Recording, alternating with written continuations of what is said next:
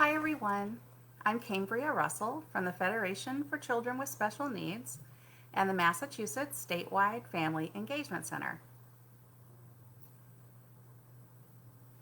I think I was already started. Okay, just in case I wasn't, I'm Cambria from the Federation and from the Family Engagement Center. We are open and working remotely. We're here to serve school communities and families. If there's anything that you think we can help you with, please reach out through our Facebook, our Twitter, or through our website, which is fcsn.org. Today I want to talk to you about preparing for the end of the school year. This is an unusual one, as everybody knows, where our students and our teachers and principals aren't going to get to go through the regular rituals of ending the school year like we have in the past. So I want to talk about that a bit today. So first we have the really big rituals, things like end of the year, field trips. I know that there are a lot of out-of-state trips to DC and New York, and those sort of things have been canceled. We also have field days, school concerts, those award ceremonies. Those things are either happening virtually or maybe being postponed or not happening at all. We have the big things like prom, which we weren't able to have this year, but I did see a few that were hosted on TikTok, so I know schools are getting creative with some of those things. And then there's a really big one, and that's graduation.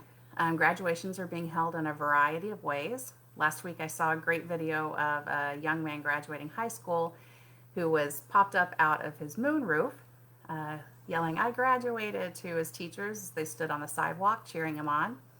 There are also virtual graduations. We're actually hosting a virtual celebration ceremony for 2020 grads through the Federation, and that celebration will feature both Elizabeth Warren and Mayor Marty Walsh. So we're helping to contribute to the celebration this year. So there are really big things that students are missing out on, and they are signs and like markers of transition that are pretty important.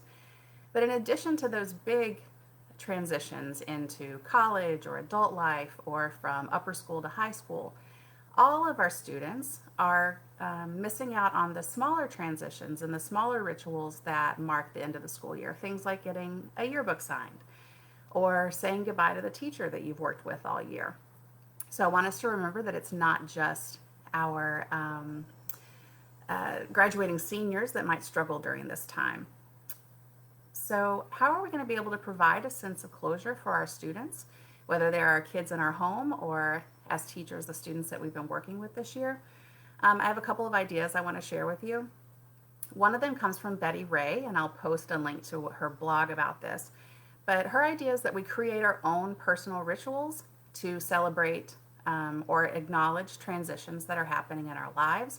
These don't have to be a big deal. They just have to be something meaningful to you. It could be something like creating an image that represents the school year, or maybe doing an act of service to mark this transition. When I was reading about it, I actually remembered about being in high school myself, and after a year of giving the same speech over and over again in a series of competitions, my teammates and I all burned our speeches together. And so that was our personal ritual that we created to mark the end of that time in our lives.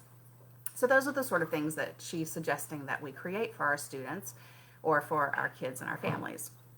You can also find some great ideas from Facing History and Ourselves. On their website, they have a unit for teachers, but certainly the activities can be adapted for families to use as well. They have some journal prompts that you can use with kiddos, like "I used to think this and now I think that," and also some ideas about preparing for the summer by listing things that you're hoping for the summer, as well as things that you fear going into the summer months. So no matter if you decide to burn some belongings or help your kids write in a journal, I hope that you will consider that we need to mark this transition, even if things might look much the same the day after school closes this year.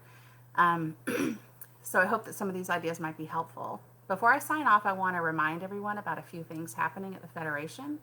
First of all, the Family Engagement Center has 2 surveys that are live, and I will post them below, or maybe Danny will. I can see that she's watching. One of them is for educators, and we would like to hear from you, and the other is for parents. We also have the virtual graduation that I mentioned before, and I'll post details about that below as well. And finally, on Tuesday, we are hosting a webinar, the Family Engagement Center is, with C-Plan, and it's designed for families who have kids on IEPs to discuss challenges and issues associated with the school building closures for those kids. So I hope to see you at one of our future events, and thanks for joining me today.